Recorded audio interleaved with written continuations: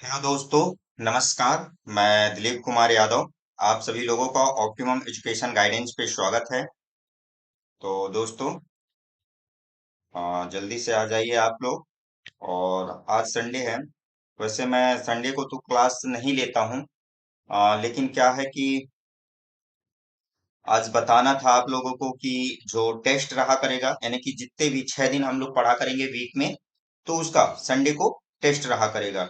ठीक। तो आज मैंने टेस्ट का शेड्यूल किया है। तो कितने बजे से है वो? 9:15 से है ना? तो 9:15 से आप लोग फिर से अभी जुड़ जाइएगा। तो 9:15 से टेस्ट रहेगा। ठीक। और एक बात और क्लियर कर दूं कि काफी कमेंट भी आ रहे थे कि बैचेस को कंटिन्यू रखिएगा। तो जो ये आप लोगों का कोर्स है, ये कंप्लीटली पढ़ाया जाएगा, है ना? इस चीज से आप लोग निश्चिंत रहिए। पूरी जो 10 यूनिट है, 10 यूनिट पूरी कवर की जाएगी, है ना? तो 10 यूनिट पूरी कवर की जाएगी। और जो इसका टेस्ट है, तो इस पे टेस्ट के लिए आप लोगों को लाइव आना पड़ेगा।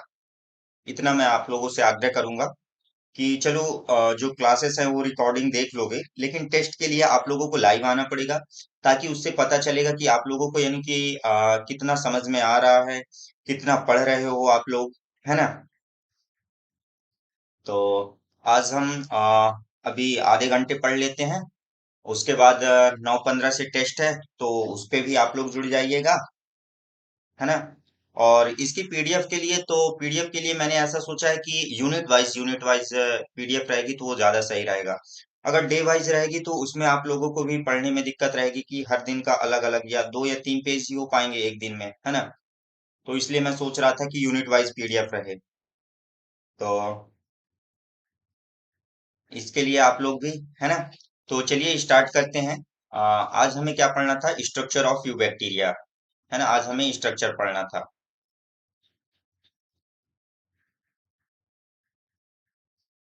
और आप लोगों को समझ में आते हैं मेरी लैंग्वेज, है ना?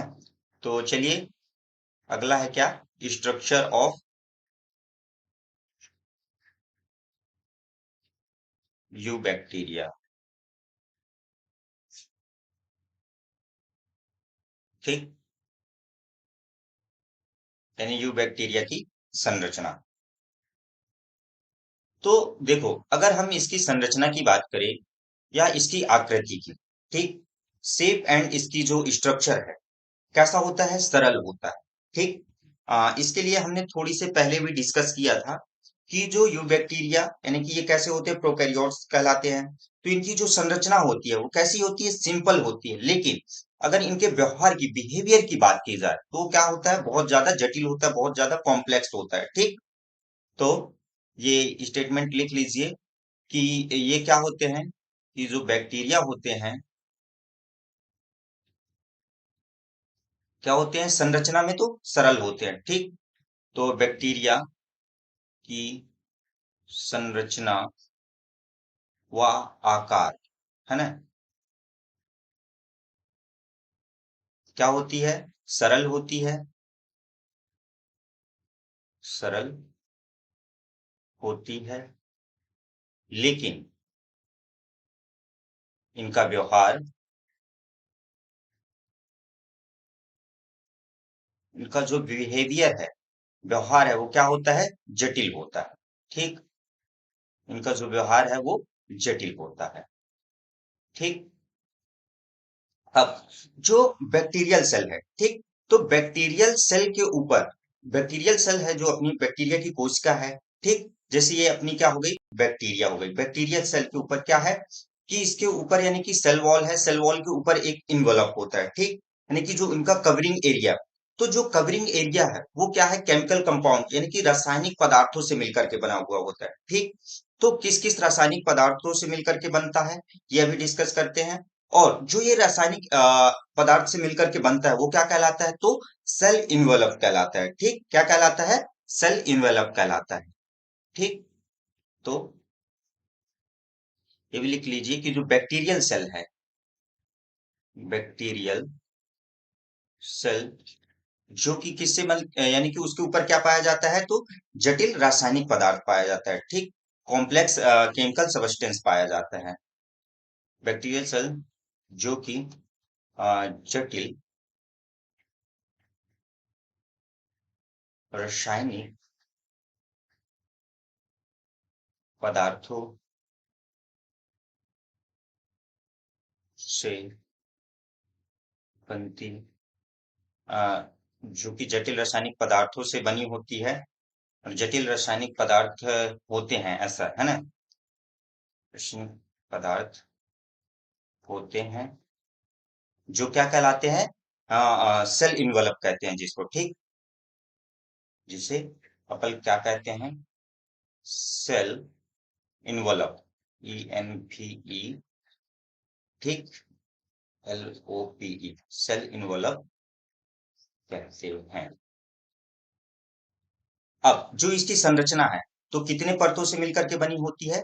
तो ये 3 परतों से मिलकर के बनती है। ठीक, जो ये सेल इन्वेलप है, तो ये कितने परतों से मिलकर के बनती है? तो 3 परतों से मिलकर बनती है। ठीक, तो इसकी संरचना 3 परतों से मिलकर के बनती है। ठीक,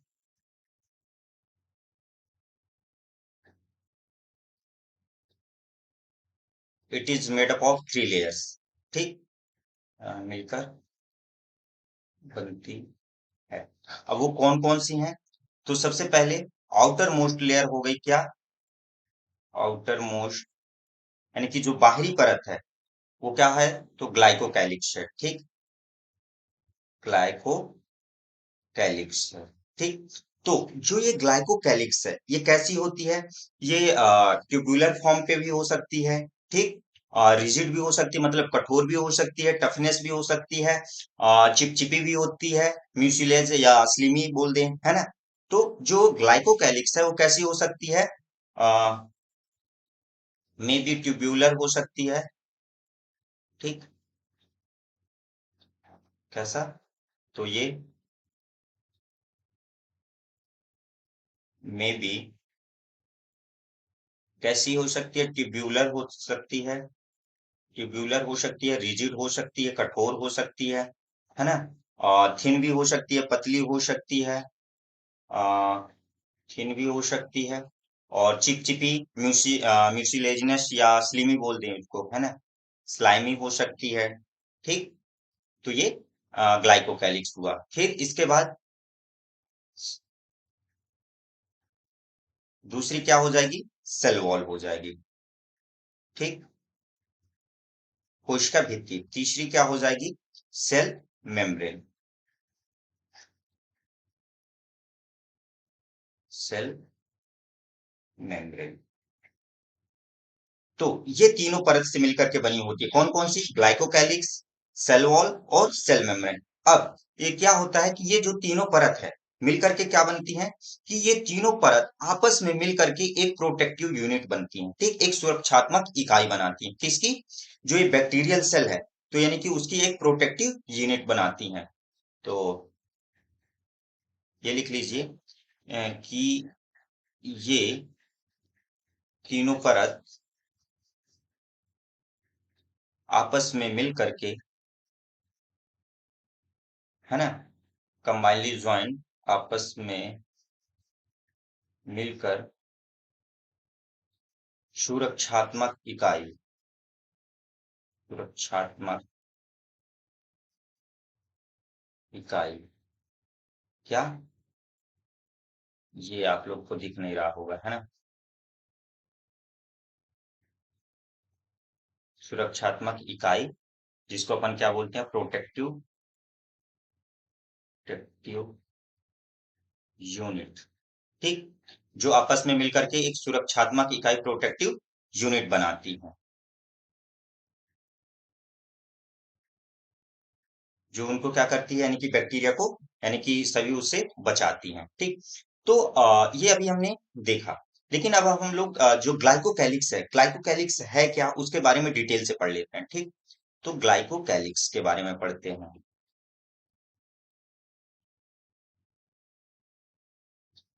ग्लाइकोकैलिक्स। ठीक। तो ग्लाइकोकैलिक्स जो अभी मैंने बताया कि ये कैसा होता है, रिजिड होता है, मतलब कि कठोर होता है। ठीक। अब देखो क्या है कि जब ग्लाइकोकैलिक्स का, यानी कि जब बैक्टीरिया में अध्ययन किया गया, तो देखा गया कि जब, अगर क्या है कि बैक्टीरिया, जब अध्ययन किया गया, देखा गया कि जब कैसा है, लूज है एंड थिन है। ठीक। मतलब कि ढीला है और पतला है। ठीक। तो उसको क्या बोलते हैं, loose and thin layer is called, तो उसको क्या बोलते हैं, तो उसको स्लाइमी लेयर बोला जाता है। ठीक। क्या बोला जाता है, स्लाइमी लेयर। और जब क्या हो कि थिक हो, मतलब कि मोटा हो, एंड कैसा हो, टफनेस हो, मतलब कि कठोर हो और मजबूत हो, तो उसको क्या बोलते हैं, तो उसको कैप्सूल बोलते हैं। Thick and tough, THOUGH, tough is called क्या, कैप्सूल। तो इतना थोड़ी मैंने इंग्लिश से लिख दिया है, उसका मैंने हिंदी बता दिया कि अगर वो ढीला हो और पतला हो तो क्या कहलाता है, स्लाइमी लेयर कहलाता है, मतलब चिपचिपा। और अगर थिक हो, मोटा हो और टफ हो, मजबूत हो, तो वो क्या कहलाता है, कैप्सूल कहलाता है। ठीक। इतना तो समझ गए ना। अब क्या होगा कि जो ग्लाइकोकैलिक्स है, तो ग्लाइकोकैलिक्स का फॉर्मेशन कैसे होता है, ग्लाइकोकैलिक्स का जो निर्माण है वो किसके द्वारा होता है। तो जो ग्लाइकोकैलिक्स का निर्माण है वो किसके द्वारा होता है, तो देखो, जो ग्लाइकोकैलिक्स है वो किसके नजदीक है, सेल वॉल के। लेकिन जो इसका फॉर्मेशन है, जो इसका निर्माण है, वो किसके द्वारा होता है, तो सेल मेम्ब्रेन के द्वारा होता है। ठीक। तो सेल मेम्ब्रेन के द्वारा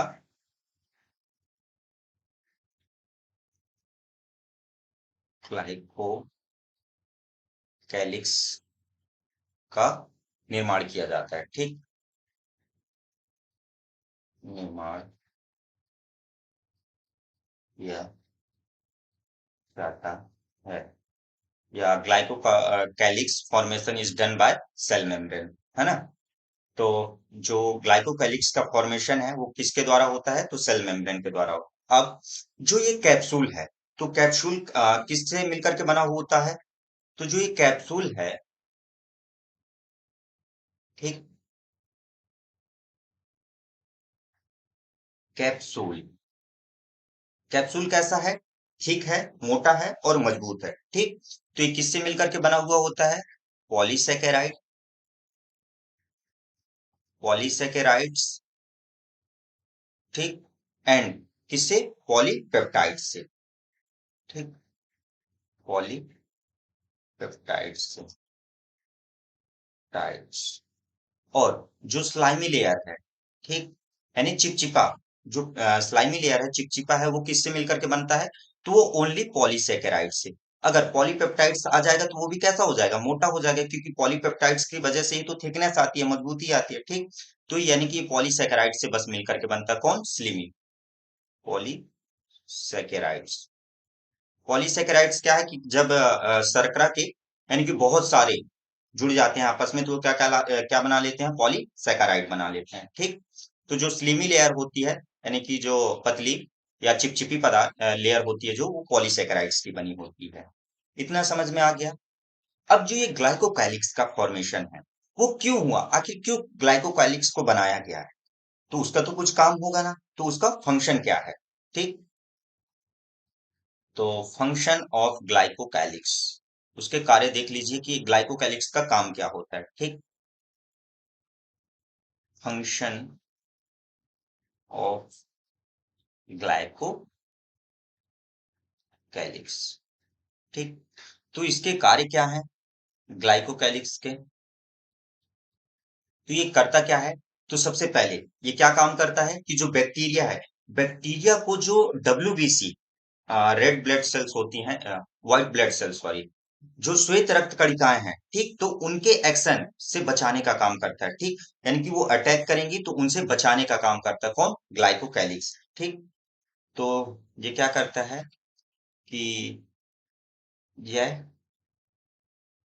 बैक्टीरिया को डब्ल्यूबीसी, ठीक, तो डब्ल्यूबीसी के एक्शन से बचाने का काम करता है। बैक्टीरिया को डब्ल्यूबीसी से बचाती है, ठीक। और दूसरा काम क्या है कि ये कॉलोनी फॉर्मेशन का में हेल्प करता है, ठीक। तो ये क्या करता है? तो कॉलोनी फॉर्मेशन मतलब कि जो बैक्टीरिया की तादाद बढ़ाने में हेल्प करता है, ठीक, यानी कि उसकी बैक्टीरिया की नंबर बढ़ाने में, कॉलोनी फॉर्मेशन में सहायता करता है, सहायता करता है। तो इतना तो उम्मीद करता हूँ सब लोग को समझ में आ गया होगा, है ना? ठीक। तो फंक्शन ऑफ ग्लाइकोकैलिक्स समझ में आ गया। अब बढ़ते हैं कहाँ? सेल वॉल की ओर। तो कोशिका भित्ति, कोशिका भित्ति किसकी बनी होती है? जो बैक्टीरिया की है। वो सेल वॉल किसकी बनी होती है? अगर हम बात करें किसकी? सेल वॉल, कोशिका भित्ति, ठीक।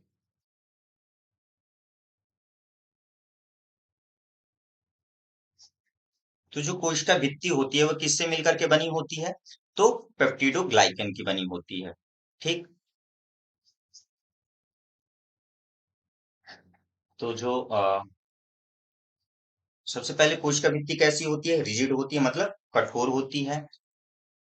जो सेल वॉल है, सेल वॉल कैसे होती है? कठोर होती है, कठोर होती है। वह किसकी बनी होती है? कि पेप्टिडोग्लाइकन की बनी होती है, पेप्टिडोग्लाइकन की बनी होती है, ठीक। तो कैसी होती है जो सेल वॉल? सेल वॉल कठोर होती है और किसकी बनी होती है? तो पेप्टिडोग्लाइकन की बनी होती है। पेप्टिडोग्लाइकन को और किस नाम से या म्यूरिन्स के नाम से भी जाना जाता है, ठीक। म्यूरिन्स के, REINS, म्यूरिन्स के नाम से जाना जाता है, ठीक। तो इतना क्लियर हुआ। अब देखो, जो अगर मेनली हम किसकी बात कर रहे हैं? बैक्टीरियल के सेल वॉल की, है ना? तो किसकी बनी होती है? पेप्टिडोग्लाइकन। वहीं अगर हम ग्राम पॉजिटिव बैक्टीरिया और ग्राम नेगेटिव बैक्टीरिया की देखें, ठीक, किसकी? अ, ग्राम पॉजिटिव बैक्टीरिया और ग्राम negative bacteria. Gram positive bacteria, ठीक। और क्या हो गया? ग्राम निगेटिव बैक्टीरिया। तो जो ग्राम पॉजिटिव बैक्टीरिया होती है, उसकी जो सेल वॉल होती है वो कैसी होती है? सिंगल लेयर्ड होती है, ठीक। इसकी जो सेल वॉल होती है, इसकी सेल वॉल कैसी होती है? सिंगल लेयर्ड होती है, ठीक। कैसी होती है? सिंगल लेयर्ड होती है, मतलब कि एक परत की बनी होती है। और किसकी बनी होती है? तो it is made up of peptidoglycan की बनी होती है, ठीक। सिंगल लेयर्ड व पेप्टिडोग्लाइकन की बनी होती है। और इसमें लिपिड की भी मात्रा पाई जाती है, लेकिन बहुत कम मात्रा में, ठीक। लिपिड यानी वसा भी पाया जाता है, लिपिड उपस्थित होती है, प्रेजेंट होती है, ठीक। लिपिड उपस्थित होती है, लेकिन बहुत कम मात्रा में, ठीक। लेकिन बहुत कम मात्रा में, ठीक। अब हम ग्राम निगेटिव बैक्टीरिया की बात करेंगे। तो जो ग्राम निगेटिव बैक्टीरिया है, ये कैसा होता है? जो इसकी सेल वॉल होती है वो कैसी होती है? डबल लेयर्ड होती है, ठीक। कैसी होती है? दोहरी परत वाली होती है, टू लेयर्ड उसमें होते हैं। Double layer. ठीक, कैसी होती है? जो इसकी सेल वॉल है डबल लेयर्ड होती है। ठीक, तो जो आउटर लेयर है, आउटर लेयर वो कैसी होती है? थिक होती है, मतलब कि मोटी होती है। ठीक, मोटी होती है। और किसकी बनी होती है? तो लिपोपॉलीसेकेराइड की बनी होती है। ठीक, लिपोपॉलीसेकेराइड्स की। ठीक, तो किसकी बनी होती है? लिपोपॉलीसेकेराइड्स की बनी होती है। और जो इनर लेयर होती है, तो जो इनर लेयर होती है वो कैसी होती है? थिन होती है। इनर लेयर यानी कि जो आंतरिक परत होती है वो कैसी होती है? थिन होती है, मतलब कि पतली होती है। और किससे मिलकर के बनी होती है? तो पेप्टिडोग्लाइकन की बनी होती है। ठीक, it is made up of peptidoglycan. तो ये हो गया क्या? ग्राम पॉजिटिव बैक्टीरिया और ग्राम निगेटिव बैक्टीरिया के सेल वॉल की। तो इतना क्लियर हुआ, आप लोगों को समझ में आ गया। ठीक, अब हम बात करेंगे किसकी? सेल मेम्ब्रेन की, कोशिका झिल्ली की। तो सेल वॉल क्लियर हो गया, सब लोग को समझ में आ गया। ठीक, अगला क्या है? सेल मेम्ब्रेन, कोशिका झिल्ली। तो देखो, जो जैसे हमारी कोशिका झिल्ली किसकी बनी होती है? लिपोप्रोटीन की। कौन से जीव है? यूकैरियोटिक। जैसे प्लांट हो गया, एनिमल्स हो गए, फंगी हो गए, है ना? तो ये सभी कैसे हैं? यूकैरियोटिक हैं। ठीक, तो यूकैरियोटिक की भांति ही इनकी भी जो सेल मेम्ब्रेन है, कोशिका झिल्ली है, वो किसकी बनी होती है? तो लिपोप्रोटीन की बनी होती है। ठीक,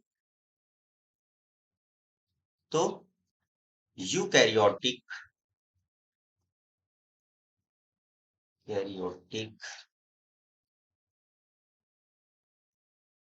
की भांति ही इनकी इनकी भी सेल मेम्ब्रेन किसकी बनी होती है? तो यूकैरियोटिक सेल की भांति ही, यानी कि इनकी भी सेल मेम्ब्रेन जो होती है वो लिपोप्रोटीन की बनी होती है। ठीक, लिपोप्रोटीन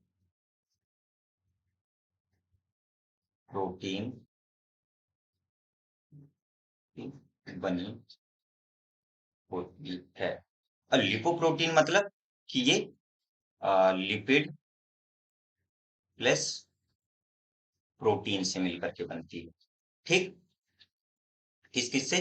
लिपिड प्लस प्रोटीन से। तो इतना क्लियर हुआ। अब अपन पढ़ेंगे कहाँ? साइटोप्लाज्म की ओर। ठीक, तो साइटोप्लाज्म में क्या है कि इनमें क्या है कि मेम्ब्रेन बाउंड जो ऑर्गेनेलीज होती हैं वो क्या होती हैं? तो इनमें एब्सेंट होती हैं। ठीक, साइटोप्लाज्म,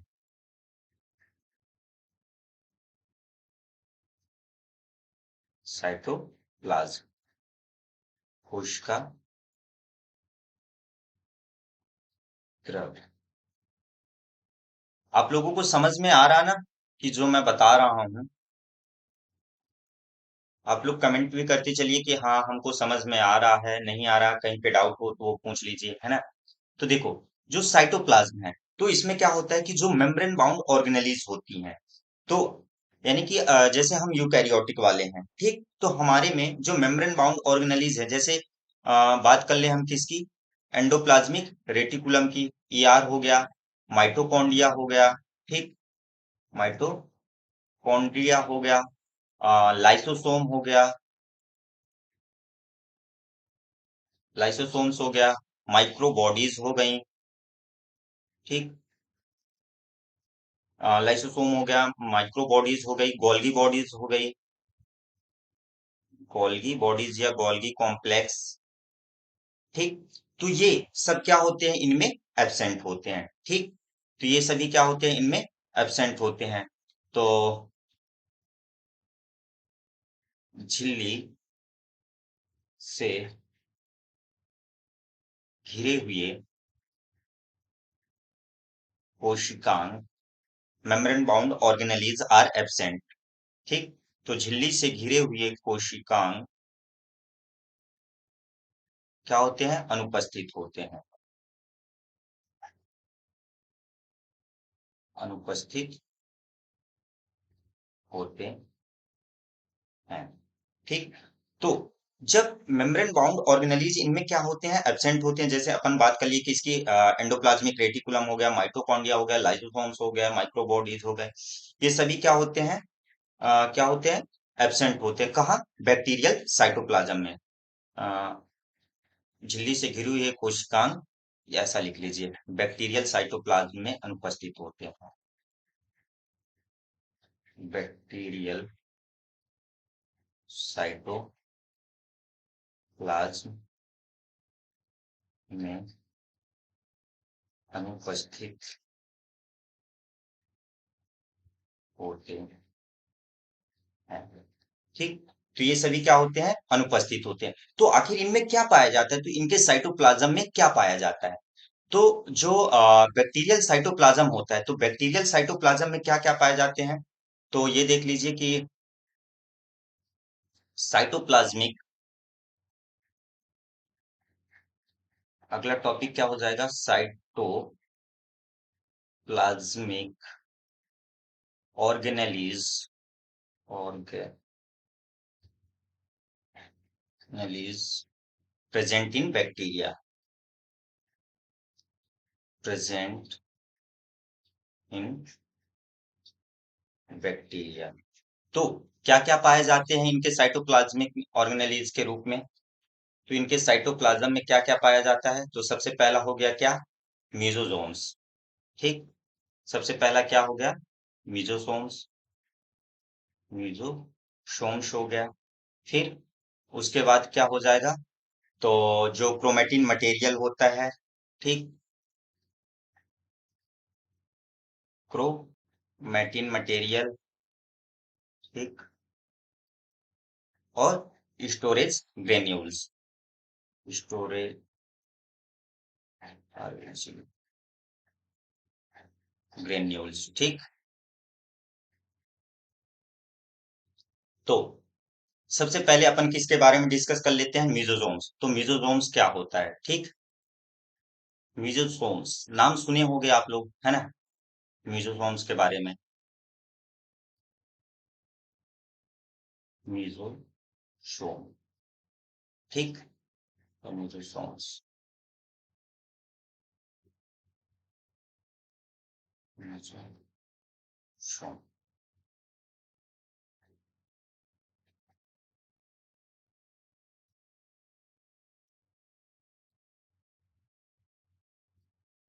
ठीक, तो देखो, जो मीजोसोम की खोज है वो किसने किया? तो सबसे पहले इसकी खोज जो है वो किसने किया था? तो फ्रांसिस जेम्स ने किया था। किसने किया था? तो फ्रांसिस जेम्स ने किया था। तो सबसे पहले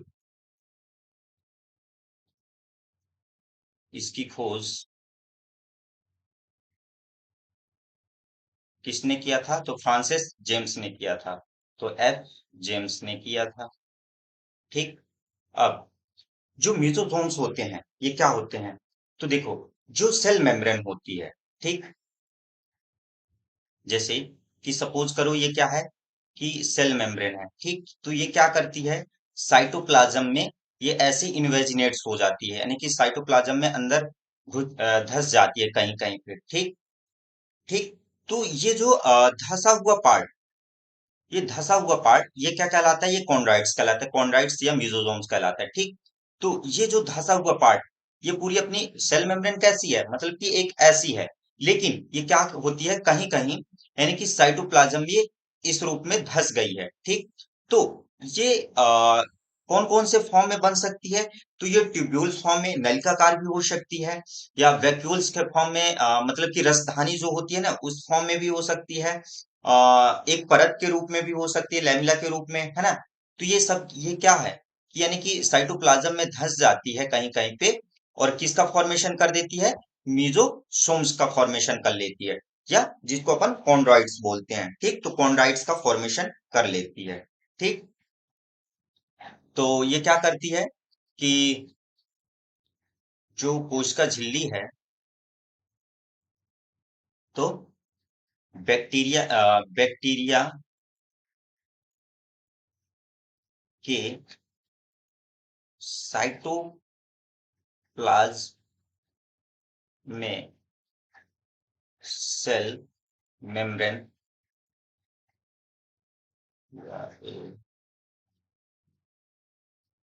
बैक्टीरिया के साइटोप्लाज्म में सेल मेम्ब्रेन अंदर की ओर प्रवेश करती है, अंदर की ओर प्रवेश करती है, मतलब कि क्या करती है, इन्वेजिनेट्स करती है। ठीक, ये लिख लीजिए, इन्वेजिनेट्स।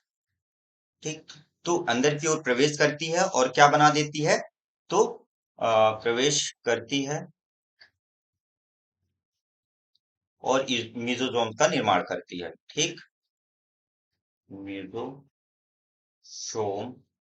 अथवा कॉन्ड्राइट, CHON, कॉन्ड्राइट का निर्माण करती है। ठीक, इतना क्लियर हुआ। तो अब यही क्या है कि देखो, जो ये मेसोसोम यानी कि अंदर की ओर धसी, तो मैंने बताया था कि ये किस किस रूप में हो सकती है, ट्यूब्यूलर फॉर्म में भी हो सकती है, वैक्यूल्स फॉर्म में भी हो सकती है, और लेमिनर फॉर्म में, मतलब कि एक परत के रूप में भी हो सकती है। ठीक, अब क्या होगा कि जो ये हमारी यानी कि जो मेसोसोम्स है, तो मतलब कि ये फंक्शनली यानी कि क्रियात्मक रूप से किसके जैसे होती है, माइटोकॉन्ड्रिया के जैसे होती है। ठीक, क्यों माइटोकॉन्ड्रिया के जैसे होती है, क्यों, क्योंकि इनमें क्या होता है, ऑक्सीडेटिव एंजाइम्स पाए जाते हैं, जिसकी वजह से ये क्या करती है, श्वसन कराने का काम करती है। ठीक, तो क्रियात्मक रूप से,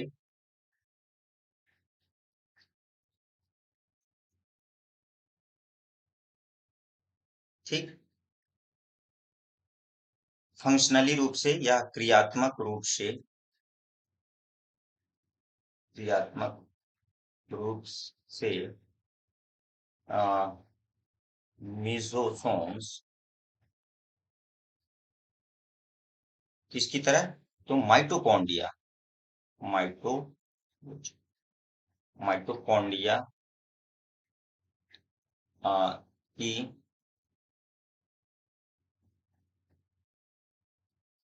तरह कार्य करती है, क्योंकि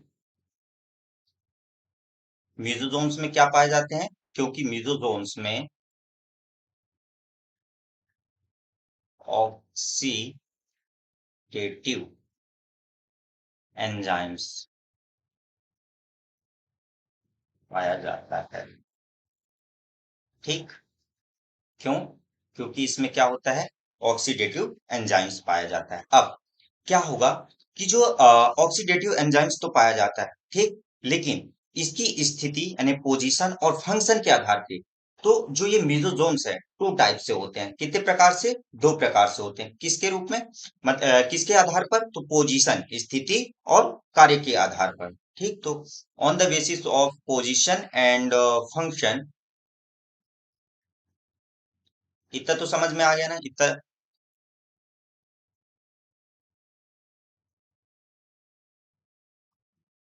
ऑन द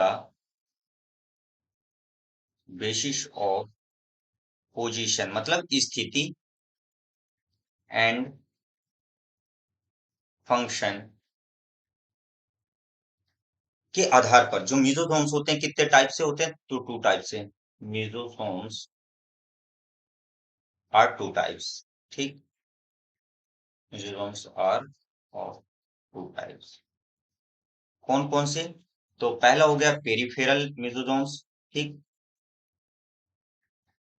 पेरिफेरल मीजोसोम्स,